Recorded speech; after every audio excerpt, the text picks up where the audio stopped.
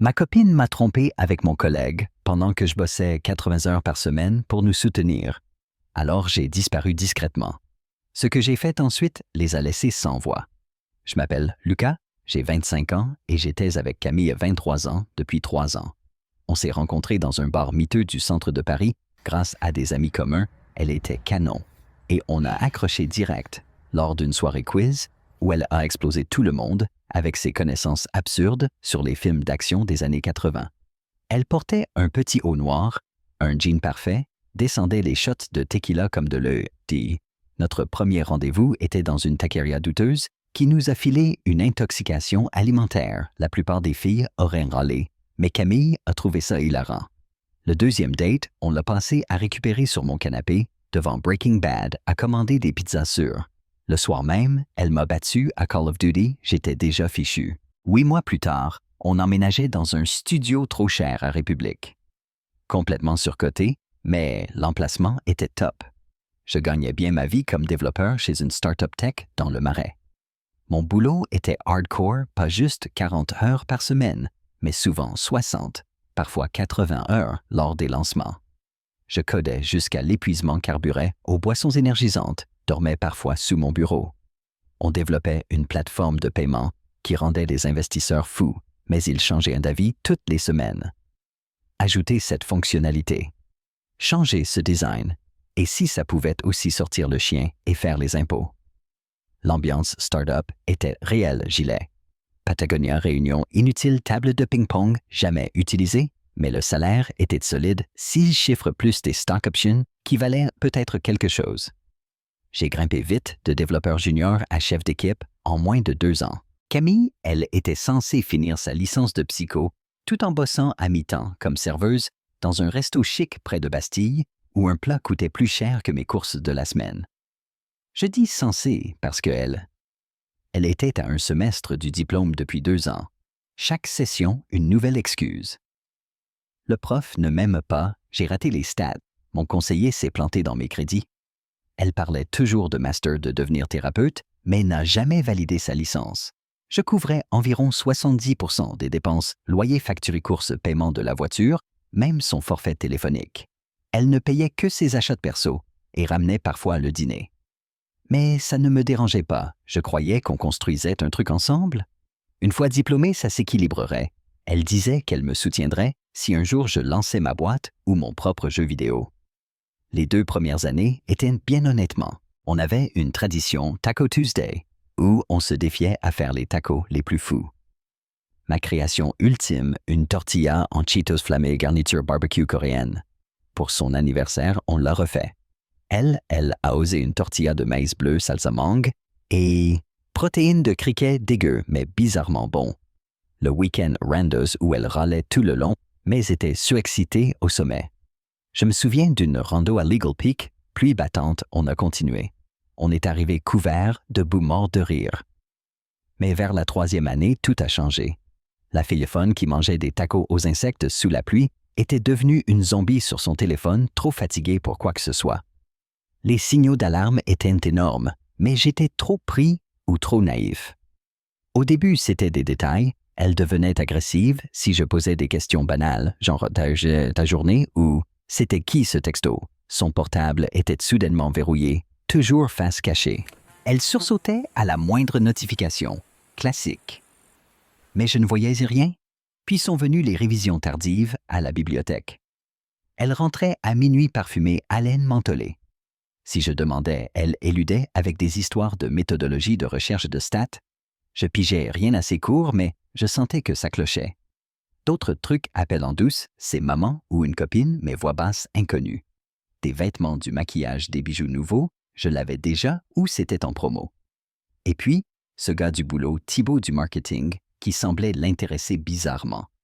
Quand je parlais taf, elle demandait toujours s'il était là ou ce qu'il faisait. Je trouvais ça gentil. Elle a même proposé d'inviter Thibaut et sa femme Sophie à dîner. J'ai trouvé ça chelou, mais j'ai rien dit. À la fête de Noël de la boîte, Camille a insisté pour venir alors qu'elle déteste ces soirées. Elle a passé la moitié de la soirée à parler avec Thibaut pendant que je réseautais. Je me suis dit, cool, elle fait un effort avec mes collègues. J'étais tellement naïf. À notre anniversaire, on était devenus des colocs qui couchaient parfois par habitude. Camille n'était presque jamais là, soit en révision, soit en extra au resto. Je me disais que c'était une phase qu'il fallait peut-être juste des vacances. Au boulot, une nouvelle designer, Émilie Canon, intelligente, drôle. Camille l'a vue une fois et l'a aussitôt détestée, m'a accusé d'avoir un crush. Ce n'était pas le cas, mais sa jalousie était folle. Elle critiquait Émilie toute la tempia. Maintenant, je sais que c'était de la projection pure. En février, je me demandais vraiment si la relation valait le coup. J'ai même regardé les pénalités de rupture de bail. Mais Camille alternait parfois, elle redevenait attentionnée fun peel pour me garder accroché. J'étais prêt à avoir la discussion après la fin d'un gros projet. Plus la peine de perdre du temps. Mais mardi dernier, tout a basculé d'une façon que je n'aurais jamais imaginée. Ce mardi-là, tout semblait normal. J'étais sous pression sur un gros projet. À 14 heures, mon boss annonce que la démo client est annulée, j'ai donc un après-midi libre, chose rare. Je me dis surprise, je ramène à Camille son taille préférée, 18 € le pad thai, mais bon. Je ne préviens pas pour la surprise. Je monte les escaliers de notre immeuble, j'ouvre la porte, j'entends Camille parler dans la chambre. Elle est au téléphone, elle rigole.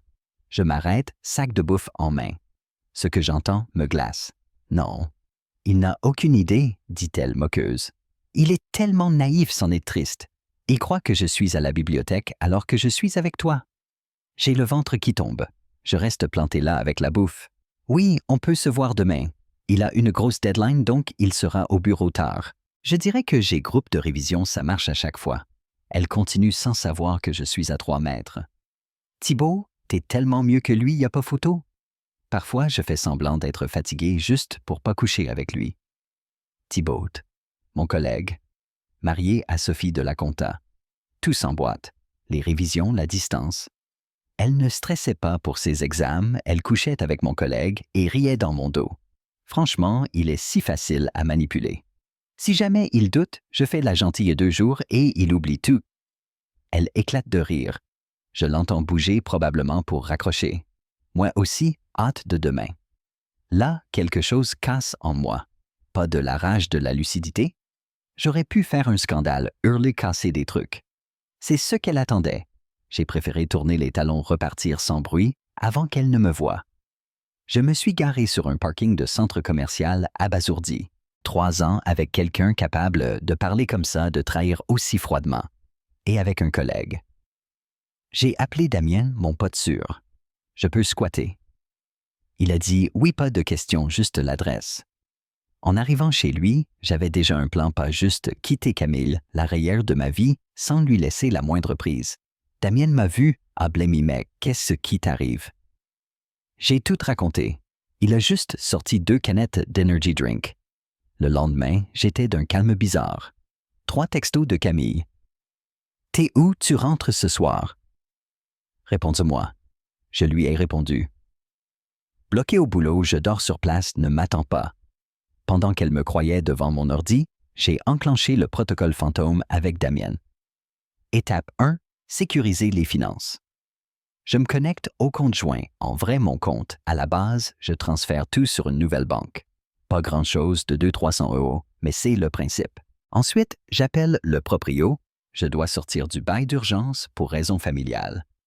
Il accepte si je laisse ma caution, un 100 € envolé, mais ça vaut la liberté. Pendant que Camille bossait au resto, Damien m'a aidé à déménager l'essentiel, PC, fringues, papier, souvenirs. J'ai laissé les meubles IKEA bas de gamme, laissé la clé avec un mot. J'ai entendu ton appel avec Thibaut. C'est fini. Ne me contacte plus. Et une copie du nouveau bail prouvant que je ne suis plus responsable du loyer, 800 € au mois à payer seule sur son salaire de serveuse, à un semestre d'un diplôme qu'elle n'aura jamais.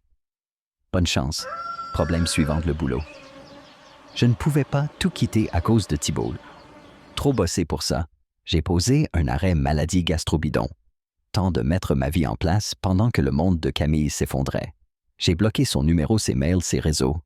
Prévenu tous mes amis de ne rien dire si elle demandait. Comme prévu, mon téléphone a explosé d'appels masqués et de messages de ses copines. Le seul que j'ai lu. Faut qu'on parle, énorme malentendu. Ce que tu crois avoir entendu n'est pas ce que tu crois, soyons adultes.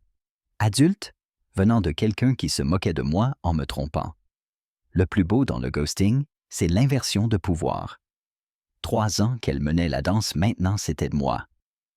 2e jour des messages vocaux de Camille en pleurs inquiètes. 3e jour des insultes, t'es immature. Moi, je reconstruisais. Studio meublé près du boulot simple mais propre sans Camille. Je me suis aussi penché sur le cas Thibaut. On était dans la même boîte service différent. Sa femme, Sophie de la compta adorable, ne méritait pas ça. Là, j'ai eu un éclair de génie si Camille et Thibaut jouaient sale, moi encore plus. J'ai commandé un énorme bouquet de roses rouges, livré chez Thibaut, et Sophie pile quand elle serait chez elle. Carte Thibaut. Tu me manques trop. Hier soir était incroyable. Vivement qu'on se retrouve. Love Camille Xuxo. Écriture manuscrite pour faire vrai. 95 €, mais j'ai dormi comme un bébé. À ce stade, Camille tentait tout pour me joindre. Elle a même débarqué 2 fois à la boîte, la sécurité l'a refoulée. Mercredi, j'y retourne exprès pour voir la suite. Thibaut dans la salle de pause blême en me voyant. Je lui fais un signe café à la main. À 16h, il reçoit un texto, saute en l'air confirmation de livraison des fleurs. Il sort sûrement pour prévenir Camille. Je pars à 17h30 exprès pour voir la panique dans le parking. 18h12, Thibaut sort en courant cravate de travers visage paniqué. Trop tard, mon gars. Le lendemain, Noël avant l'heure. Je me pose tôt dans l'espace commun ordi ouvert, prêt à mater le show. Sophie arrive la première yeux rouge, mais tête haute. Thibaut arrive 20 minutes plus tard, même fringue air minable. Il évite tout le monde. Les chuchotements fusent. À 10h, Sophie traverse le bureau, une liasse de papier à la main divorce à vue d'œil. Elle n'a pas frappé à claquer la porte. Hurlements étouffés. Espèce de menteur. Comment as-tu pu? À midi, tout l'étage savait que Thibaut s'était fait griller avec une serveuse s'il savait. Les RH l'ont convoqué. Notre boîte a une politique anti-harcèlement très stricte et coucher avec la copine d'un collègue, ça compte. Camille, elle a capté que je savais pour Thibaut, ses messages étaient de plus en plus désespérés.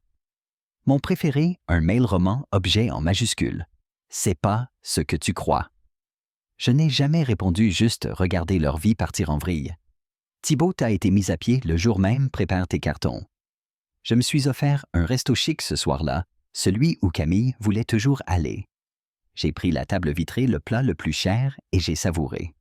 Une semaine après la bombe fleurie, Camille m'a retrouvé chez Damien, aucune idée comment. Elle a débarqué en furie mascara, coulé cheveux gras pyjama et haut de soirée look déprime ultime. Elle a hurlé que j'avais ruiné sa vie, que Thibaut l'avait larguée, qu'elle avait 3 mois de retard de loyer parce que je l'avais abandonnée. J'ai continué à manger mes céréales. Elle a lancé un coussin raté, a hurlé. « Tu m'écoutes.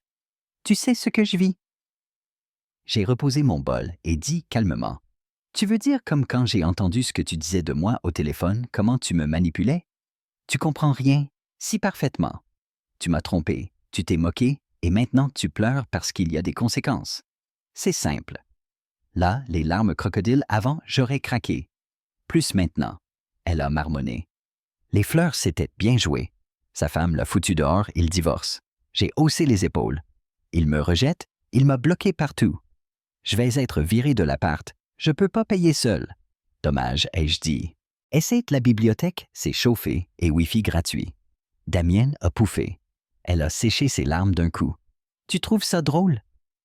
Tu as ruiné ma vie pour une erreur. Une erreur. Drôle de nom pour des mois de tromperie et de manipulation. Elle n'a rien trouvé à répondre. Tu veux quoi, Camille? T'es venue pourquoi elle s'est effondrée? J'ai besoin d'argent pour le loyer, juste le temps de me retourner, je te rembourserai. J'ai ri. Non, c'est plus mon problème. Je vais aller où tes parents sont en province non parfait pour un road trip. Damien l'a escorté dehors. Avant de partir, elle a hurlé « Vous le regretterez ». 3 mois ont passé. Ma vie a changé du tout au tout. J'ai trouvé un T2 sympa à République près du boulot. C'est pas grand-chose, mais c'est chez moi. Nouveau mobilier qualité, mon canapé n'est plus une planche. Thibaut a officiellement été viré, il avait d'autres histoires au bureau. Sa femme Sophie l'a ruiné au divorce. Ne trompez pas une comptable. Je vais à la salle, je cuisine, j'ai perdu les 7 kilos pris avec Camille, j'ai même des abdos, merci la rupture. Le plus beau, c'est de voir les dégâts de loin. Thibaut a tout perdu, même ses amis. Je l'ai croisé seul au bar, je lui ai envoyé un verre juste pour le fun. Son regard valait tout. Camille a été expulsée. Squat sur un canapé chez une collègue serveuse a enfin abandonné la fac, le dernier semestre était en fait assis. Elle tente de se refaire sur Insta avec des citations bidons et raconte partout que j'étais toxique classique. La cerise sur le gâteau, Émilie, la designer celle qui rendait Camille folle de jalousie, m'a proposé un café 6 semaines après l'explosion. J'ai hésité paranoïa post-rupture, mais j'ai accepté. On est sorti, puis dîné, puis ressorti. Émilie est superbe, intelligente, drôle, gentille, tout l'opposé de la froideur calculée de Camille. Camille l'a appris via les potins du bureau. Crise monumentale, elle a tenté de revenir à la boîte, la Sécu l'a bloquée, la police l'a sortie. La boîte a fini par déposer une main courante, un soulagement. Émilie et moi, on prend notre temps. Elle m'apprend à cuisiner autre chose que des shakes protéinés et des plats micro-ondes. Un week-end, on a croisé Camille dans un coffee shop. Elle était avec un autre type, essayait clairement de me rendre jaloux. Je m'en fichais, on a pris nos cafés, on est parti sans la regarder. Dehors, Émilie m'a glissé. Donc c'est ça la fameuse Camille. Faut t'avouer, tu as bien changé. J'aurais pas mieux dit, tout ça m'a appris, fais confiance à ton instinct. Les signaux étaient là. La façon dont quelqu'un réagit à l'adversité révèle tout. Camille a tout de suite blâmé les autres, a tenté de manipuler. Surtout, j'ai compris que je suis plus solide que je croyais. Il y a 1 an, si on m'avait dit que ma copine me tromperait avec mon collègue, j'aurais pensé m'effondrer. Au lieu de ça, j'ai géré froidement. Si tu traverses la même chose, coupe tout, concentre-toi sur toi, laisse le karma faire son œuvre. Vivre bien, c'est la meilleure revanche. Même si envoyer ses fleurs, c'était pas mal non plus.